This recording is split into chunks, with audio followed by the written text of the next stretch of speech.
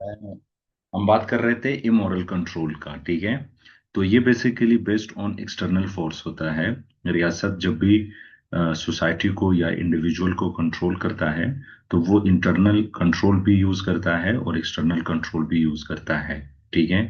जो internal control रियासत करती है वो थ्रू मोरल कंट्रोल करती है। मोरल कंट्रोल से मुराद के उनको एजुकेशन दे दिया जाता है, कल्चर के बारे में उनको आगाह किया जाता है, जो सोशल नॉर्म्स और वैल्यूज होते हैं उनके जरिए से, मजहब के जरिए से लोगों को इस तरह बनाया जाता है कि वो सोसाइटी या रियासत के अंदर जो है वो पीस एंड स्टेबिलिटी के लिए काम करे, वो एक अच्छे शहरी बन के रहें। क्योंकि यहाँ पे लोगों को मोरली तैयार किया जाता है और लोग अपने आप को मोरली रिस्पॉन्सिबल समझना शुरू कर देते हैं। इसलिए लोग जो है वो रियासत के तमाम कवानीन और लॉस की जो है वो मतलब उनको ओबे करते हैं, ठीक है। और फिर रियासत के पास दूसरा ऑप्शन हमेशा इमोरल कंट्रोल होता है। इमोरल कंट्रोल में रियासत एक्सटर्नल फोर्स यूज करती है। यानी वो क्या है, वो लॉज है, वो पुलिस है, वो कोर्ट एंड मिलिट्री है। इनके जरिए से लोग जो है, रियासत जो है वो पीस एंड स्टेबिलिटी को लाने की कोशिश करती है। और लोग इस कंडीशन में लॉस को इसलिए ओबे करते हैं क्योंकि वो कोशिश करते हैं कि उनको फाइन ना किया जाए, उनको इम्प्रिजमेंट में ना डाल दिया जाए, यानी उनको जेल ना हो जाए, या फिर उनको कोई और नुकसान ना पहुंचे, ठीक है। इसके बाद ये हमारे साथ बेसिक्स में जो नेक्स्ट चीज है वो नेचर एंड नर्चर है। अब नेचर क्या है? नेचर ये है कि पीपल जो है are born with traits like intelligence और बिहेवियर। कि लोग लोग जो है वो इंटेलिजेंस के साथ और बिहेवियर जो है वो उनको बाई बर्थ मिलता है। यानी इंटेलिजेंस और बिहेवियर ये आपको आपके जीन से मिलते हैं, आपकी बायोलॉजी से आपको मिलते हैं, बाय बर्थ मिलते हैं। तो बेसिकली ये स्कूल ऑफ थॉट कहती है कि बेसिकली इंसान जो है वो सब कुछ अपने साथ बाय बर्थ लेके आता है। कि उसका क्या इंटेलिजेंस होगा, वो कैसे बिहेवियर करेगा, वो किस तरह लोगों के साथ डीलिंग्स करेगा, उसके एक्शंस क्या होंगे, क्या उसको हम अपनी तरफ से उसको सही करने की कोशिश करेंगे, या जो बाय बर्थ उसे जो चीजें मिली है वही चीजें उनको कंट्रोल करती है। तो नेचर वाले कहते हैं कि हम किसी में कुछ भी चेंज नहीं ला सकते। जितनी चीजें मतलब जो इंटेलिजेंस है या बिहेवियर है या रिस्पॉन्स है लोग जब करते हैं, इंडिविजुअल्स करते हैं, ये सारी चीजें उनको बाय बर्थ मिली है। जो नर्चर है वो क्या कहते हैं कि नहीं, basically people are shaped by environment, education and society. लोग जो है वो बेसिकली शेप हो जाते हैं इन्वायरमेंट के जरिए से, एजुकेशन के जरिए से और सोसाइटी के जरिए से। तो कुछ कहते हैं कि नहीं, ये उनके जीन्स में होता है, और जीन्स में जो उनकी पैदाइश से जो चीजें उनको मिली होती है वो उसी हिसाब से उनकी पर्सनालिटी शेप होती है। लेकिन नर्चर वाले कहते हैं, नर्चर से मुराद नशोनुमा। यानी जब आप नशोनुमा पाते हो इन्वायरमेंट से, एजुकेशन से और सोसाइटी से। तो बेसिकली नर्चर वाले कहते हैं कि they learn through experience and upbringing. कि उनके जो तजुर्बात होते हैं लोगों के अपने उस इन्वायरमेंट में रहते हुए, या उनकी जो अपब्रिंगिंग है, जिस तरह उनको बड़े किए जाते हैं by family, by educational institute, by society, उस अपब्रिंगिंग में उनकी शख्सियत और उनकी पर्सनालिटीज जो है वो शेप हो जाती है, ठीक है। तो बेसिकली हम पॉलिटिकल साइंस में आगे जाके हम ये देखेंगे कि दोनों अपनी जगह पे रोल प्ले कर रहे हैं, ठीक है। नेचर भी है और नर्चर भी है। उसके बाद रीजन एंड इमोशन है। ये भी दो चीजें हैं जो पॉलिटिकल साइंस में आगे आप लोगों को काम आएंगे। रीजन क्या है? Think before you act. Reason से मुराद लॉजिक है, और लॉजिक ये है हमेशा, विजडम ये होता है लॉजिक के पीछे कि आप पहले सोचे फिर एक्शन ले ले। ये रीजन है। यानी आप कोई भी मूव कर रहे हो, आप कोई भी स्टेप ले रहे हो, तो पहले आप सोचते हो, उस पे कॉस्ट एंड बेनिफिट एनालिसिस करते हो, and then you take the step. यानी it involves logic, analysis and critical thinking. Critical thinking से मुराद हमारा ये है, बल्कि आप लोग याद रखें, पेपर में भी अक्सर दफा वो क्रिटिकल थिंकिंग पूछ लेते हैं कि इस चीज पे मुझे क्रिटिकल थिंकिंग दे दो। क्रिटिकल थिंकिंग से मुराद कि किसी भी चीज की पॉजिटिव और नेगेटिव दोनों एस्पेक्ट्स को देख लेना, उसकी नेगेटिव एस्पेक्ट्स भी मतलब देख लेना, उसके नेगेटिव एस्पेक्ट्स को भी देख लेना, यानी उस पे आप उसको अप्रिशिएट भी करें और उस चीज को क्रिटिसाइज भी कर लें। इसको हम क्रिटिकल थिंकिंग कहते हैं, ठीक है। तो जो रीजन है, रीजन में क्रिटिकल थिंकिंग यूज होता है। आप चीजों के फायदे और नुकसान देखते हो, उनकी अच्छी अच्छाई और बुराई देखते हो, एनालिसिस करते हो अपने माइंड में, लॉजिक्स की बुनियाद पे आप एक्शंस लेते हो, तो दैट इज रीजन।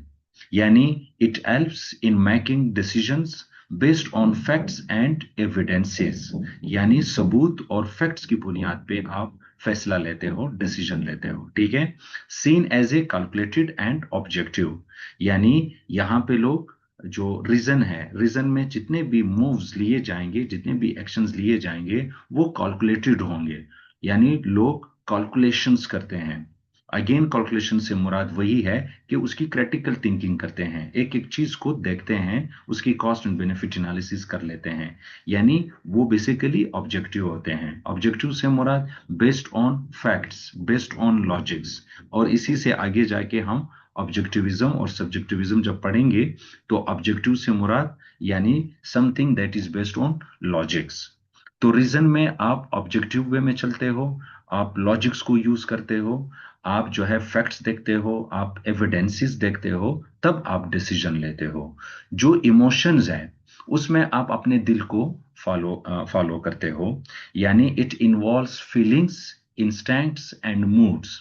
जो आपके इंस्टिंक्ट्स है, आपकी जो फीलिंग्स है, आपके जो मूड है, वो उनकी बुनियाद पे आप एक्शन लेते हो।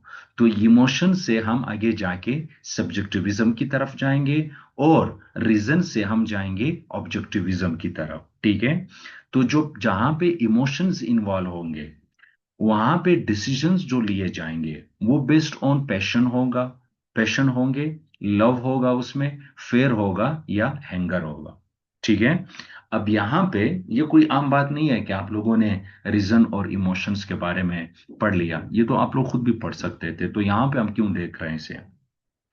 यहां से ये चीज निकलती है, बहुत बड़ा क्वेश्चन यहाँ पे प्रोड्यूस होता है, और वो क्वेश्चन क्या है कि अगर आपके इमोशंस इन्वॉल्व है, तो क्या आपके पॉलिटिकल डिसीजंस सही होंगे या गलत होंगे।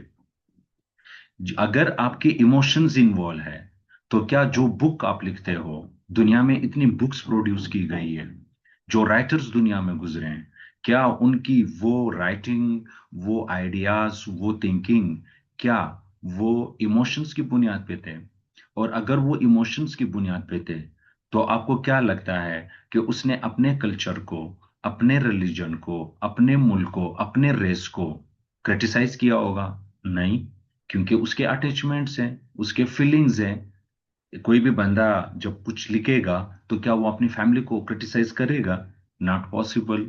तो ये जो इमोशंस और फीलिंग्स हैं या रीजन है, इसकी बुनियाद पे दुनिया में जितनी नॉलेज प्रोड्यूस की गई है, तो फिर उस नॉलेज की जो क्रेडिबिलिटी है वो क्वेश्चन हो जाएगी कि क्या दुनिया में जो नॉलेज प्रोड्यूस किया गया है, क्या वो न्यूट्रल है या नहीं है। अगर इमोशंस होंगे, तो फिर वो न्यूट्रलिटी जो है वो थोड़ी बहुत चैलेंज हो जाएगी। क्या लगता है आप लोगों को, मुश्किल हो जाएगी। ठीक है? और एक इंसान जब नर्चर और नेचर में, हमने अभी ये चीज पढ़ी कि अगर आप नर्चर में जाएंगे, तो फिर तो आप जिस सोसाइटी में, जिस कल्चर में, जिस फैमिली में, जिस स्कूलिंग में आप पढ़ते हो, तो आप तो उनसे निकल के आप कुछ हो भी नहीं। यानी आप एज ए ह्यूमन बीइंग, आपकी जो मौजूदा कंडीशन है, वो तो basically you are the product of your school institution, you are the product of your family, you are the product of your society. तो फिर तो आप जो मौजूदा हो, आपके जो आइडियाज और थॉट्स हैं, वो तो न्यूट्रल है नहीं। आप ये दावा नहीं कर सकते जो चीज मैं समझता हूं वो सही है, क्योंकि आप एक स्पेसिफिक बैकग्राउंड से आ रहे हो। एक स्पेसिफिक कल्चर ने, स्पेसिफिक फैमिली ने, स्पेसिफिक बुक्स ने, स्पेसिफिक स्कूलिंग ने, स्पेसिफिक इंस्टीट्यूशंस ने आपको इस मौजूदा पोजीशन पे लाके खड़ा कर दिया है। आप उससे निकल नहीं सकते। आप ये दावा नहीं कर सकते कि मैं जो चीज समझता हूं, मैं जो चीज देखता हूं, वो न्यूट्रल है। Not possible. ठीक है। तो ये जो रीजन और इमोशंस हैं, इसको आगे जाके हम फिर और भी इसको आहिस्ता आहिस्ता समझेंगे। फिर आगे उसी की बुनियाद पे हमारे पास सब्जेक्टिविज्म एंड ऑब्जेक्टिविज्म आ जाता है। सब्जेक्टिविज्म क्या है? Something that is based on emotions. अब अगर सब्जेक्टिविज्म के कॉन्टेक्स्ट में हम जाएंगे, तो फिर हम सबसे पहले जो चीज डिफाइन करते हैं, फाइंड आउट करते हैं, दैट इज ट्रूथ। कि ट्रूथ क्या है। और ट्रूथ, अगर आप ट्रूथ को डिफाइन करेंगे, तो फिर आप इस पोजीशन पे आ जाएंगे कि यस, ये जो नॉलेज प्रोड्यूस हुई है, वो बेस्ड ऑन ट्रूथ है। तो truth depends on personal perspective. Subjectivist क्या कहते हैं? जो इमोशंस और फीलिंग्स की बात करते हैं, जिसमें जहां पे आप अपने इमोशंस की बुनियाद पे फैसले लेते हो, वो कहते हैं, ये नजरिए वाले कहते हैं, जिनको हम सब्जेक्टिविस्ट कहते हैं, और इस नजरिए को सब्जेक्टिविज्म कहते हैं। ये नजरिया समझती है कि ट्रुथ जो है वो पर्सनल पर्सपेक्टिव पे डिपेंड करता है। यानी बेसिकली जो रियलिटी है, जो ट्रूथ है, वो बेस्ड ऑन पर्सनल फीलिंग्स हैं, ओपिनियंस हैं एंड एक्सपीरियंसेस हैं। यानी आप हकीकत को, ट्रूथ को, रियलिटी को आप अपने एक्सपीरियंस से, अपने ओपिनियन से, अपने फीलिंग से फाइंड आउट कर सकते हैं। बात समझ आ रही है? जिस तरह नीचा ने कहा था कि there is nothing objective in the world. अब जो नीचा है, वो बेसिकली पोस्ट मॉडर्निज्म के फाउंडर है। पोस्ट मॉडर्निज्म ने दुनिया को जो चैलेंज दिया, वो आज तक उसका कोई आंसर नहीं आया है। क्योंकि पोस्ट मॉडर्निस्ट ये कहते हैं कि दुनिया में सारी के सारी चीजें, अब दुनिया में जितनी चीजें आपको नजर आती है, तमाम की तमाम किताबें, तमाम के तमाम फैक्ट्स, तमाम की तमाम रियलिटी, जिसको आप लॉ कहते हो, जिसको आप रियलिटी कहते हो, जिसको आप सच कहते हो, पोस्ट मॉडर्निस्ट कहते हैं कि इनको कंस्ट्रक्ट किया गया है एक स्पेसिफिक पर्पस के लिए। और जब चीज आपने खुद कंस्ट्रक्ट की है, तो वो रियलिटी कैसे हो सकती है? That is your own construction. और आप खुद न्यूट्रल नहीं हो, क्योंकि आपके पास रेशनैलिटी नहीं है। क्यों? क्योंकि आप एक स्पेसिफिक कल्चर और बैकग्राउंड से आए हो। तो आप एक कैसे दावा कर सकते हो कि चीज जो है वो फैक्चुअल है? एनीवेज, हम इतनी डीपली नहीं जाएंगे यहां पे। सरसरी में आपको सिर्फ इतना बताता हूं, आप इनको सिंपल ले लें कि जो सब्जेक्टिविज्म है, वो कहती है कि ट्रुथ जो है वो पर्सनल पर्सपेक्टिव से उस पर डिपेंड करता है। हम अपने फीलिंग से, ओपिनियन से और एक्सपीरियंसेस से ट्रुथ को फाइंड आउट कर सकते हैं। ये जो सब्जेक्टिविज्म है, ये इन्फ्लुएंस्ड होता है बाय बायस। बायस यानी आप बायस होते हो, यानी आप एक साइड पकड़ते हो, आप पार्शियली ऑन वन साइड होते हो। फिर इसी तरह इमोशंस, कल्चर और बैकग्राउंड, ये सारी चीजें सब्जेक्टिविज्म में आपके थॉट्स पे इन्फ्लुएंशियल होते हैं। और दूसरी तरफ ऑब्जेक्टिविज्म है। ऑब्जेक्टिव से हमेशा याद रखें कि इसका मतलब होता है based on facts, based on reality. यानी truth exist independently of opinion. Subjectivist कहते हैं कि ट्रूथ जो है वो किसी के ओपिनियन या किसी के एक्सपीरियंसेस के मोहताज नहीं होते। ट्रूथ जो है वो एक आजाद पोजीशन पे होता है, वो इंडिपेंडेंट होता है of your opinion, your experiences, your feelings. तो बेसिकली ऑब्जेक्टिविस्ट कहते हैं कि truth and facts are based on facts, logics and observable evidences. कि जो ट्रूथ है या फैक्ट है, उसको हम फैक्ट्स के जरिए से, लॉजिक्स के जरिए से और ऑब्जर्वेशन के जरिए से, यानी वो सबूत जिनको आप ऑब्जर्व कर सकते हो, उनकी बुनियाद पे आप ट्रुथ को फाइंड आउट कर सकते हो। ठीक है। ये इसमें क्या कोशिश किया जाता है ऑब्जेक्टिविज्म में? Tries to remove personal bias or emotions. तो बेसिकली पॉलिटिकल साइंस में हम इसको इसलिए पढ़ते हैं कि जो पॉलिटिक्स है, जो लॉज है, जो गवर्नमेंट है, जो कवानीन है, यहां पे कोशिश की जाती है कि इनको साइंटिफिक बेसिस पे देखा जाए, इनको साइंटिफिक बेसिस पे बना लिया जाए, इसमें कोई पर्सनल इमोशंस और फीलिंग्स इन्वॉल्व ना हो। इसलिए हम ऑब्जेक्टिविज्म को पॉलिटिकल साइंस में इसलिए पढ़ने की कोशिश करते हैं कि यहाँ पे जितने रूल्स एंड रेगुलेशंस बनाए जाते हैं उसमें पर्सनल आपके जो इमोशंस या बायसनेस होता है वो इन्वॉल्व नहीं होता। फिर उसके बाद आखिरी चीज हमारे पास आ जाती है सेकुलरिज्म एंड रिलीजियस स्टेट। अब ये दोनों थोड़े बहुत इंटरेस्टिंग है। जो सेकुलरिज्म है, आप लोगों ने शायद आज तक सुना होगा कि ये सेकुलर स्टेट है, ये सेकुलर स्टेट है। सेकुलर का आप लोगों ने नाम सुना होगा, सेकुलरिज्म का नाम आप लोगों ने सुना होगा। और आप लोग शायद ये समझते होंगे कि ये शायद कोई ऐसा स्टेट जो जिसमें कुफर हो या जिसमें मजहब के खिलाफ जो है लोग रियासत जो है वो इन्वॉल्व हो। नहीं, सेकुलरिज्म या सेकुलर स्टेट से मुराद ये होता है कि स्टेट का कोई रिलीजन नहीं होता, स्टेट टोटली न्यूट्रल हो जाता है। और स्टेट का ये काम भी नहीं होता है कि वो रिलीजन के खिलाफ होता है। सेकुलर स्टेट में basically separation of religion and state affairs. तो बेसिकली ये जो सेकुलर थॉट्स हैं ये ट्रीटी ऑफ वेस्टफैलिया से पैदा हुए। ठीक है, जहां पे the religion will have do nothing with the affairs of the state। यानी रिलीजन जो है बेसिकली उसका कोई काम नहीं होगा स्टेट के अफेयर्स में। और यहां पे ये जो रिलीजन और स्टेट की बात मैं कर रहा हूं, ये बेसिकली ये आइडियाज और ये आइडिया बेसिकली यूरोप यूरोप की है। और यूरोप के अंदर उस टाइम जब मोनार्की थी, बादशाहत था, तो उस टाइम जो क्रिश्चियनिटी थी या ईसाइयत था या उस टाइम की जो क्लर्जी थी यानी मुल्ला, वो बादशाह की बादशाहत को मेंटेन रखने के लिए, उसको जस्टिफाई करने के लिए रिलीजन का यूज करते थे। यानी एक कॉन्सेप्ट था उस जमाने में, the divine right to rule. Divine right यानी आसमानी हक, आसमानी आसमानी राइट, यानी the right that has been given by God to the king. यानी उस जमाने में बादशाह को कहा जाता था कि ये बंदा जो बादशाह है, ये बेसिकली अल्लाह ने उसे बादशाह बनाया है, इसको डिवाइन राइट मिला है कि वो किंग बन जाए। इसलिए उस जमाने में ये कोशिश की जाती थी कि बादशाह कुछ भी करे उसको अकाउंटेबल नहीं किया जा सकता, उसकी कोई अकाउंटेबिलिटी नहीं होगी, उसे कोई कुछ भी पूछगछ नहीं होगा। क्यों? क्योंकि लोगों ने उसको नहीं लाया है।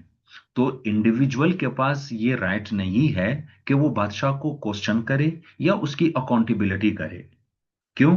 क्योंकि आपने उसको नहीं लाया है, आपने उसको बादशाह नहीं बनाया है, उसको अल्लाह ने बादशाह बनाया है। तो बेसिकली उससे पूछगछ गॉड करेगा, इंडिविजुअल नहीं करेंगे। तो वहां पे रिलीजन जो था उस जमाने में, ईसाइयत जो था, वो बादशाहत को या पॉलिटिकल पावर्स को दबाम देने के लिए, बादशाहों की सर्वाइवल करने के लिए, देने के लिए मजहब यूज होता था। तो उस टाइम फिर जंगें हुई, 100 ईयर्स वॉर हुई, फिर 30 ईयर्स वॉर हुई, और उसके बाद ये 30 ईयर्स वॉर के बाद ट्रीटी ऑफ वेस्टफेलिया होती है।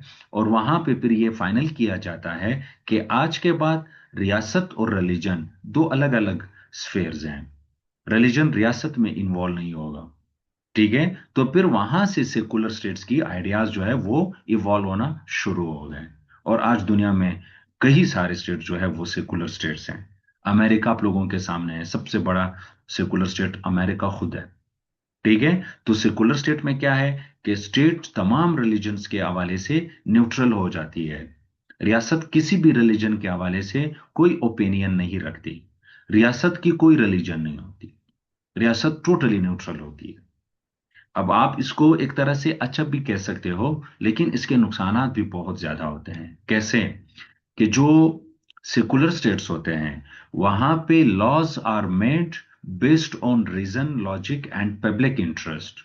अब ये चीज थोड़ी बहुत टेक्निकली खतरनाक भी हो जाती है, क्योंकि जो सेकुलर स्टेट्स होती हैं वहां पे कवानीन को रीजन, लॉजिक और पब्लिक इंटरेस्ट की बुनियाद पे बनाए जाते हैं।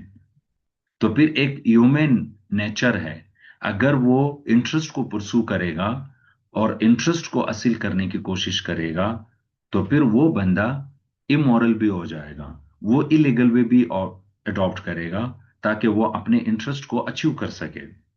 तो यहाँ पे जो सेकुलर स्टेट्स होती हैं वो बेसिकली आपको गारंटीज देता है, किसके लिए? फ्रीडम के लिए।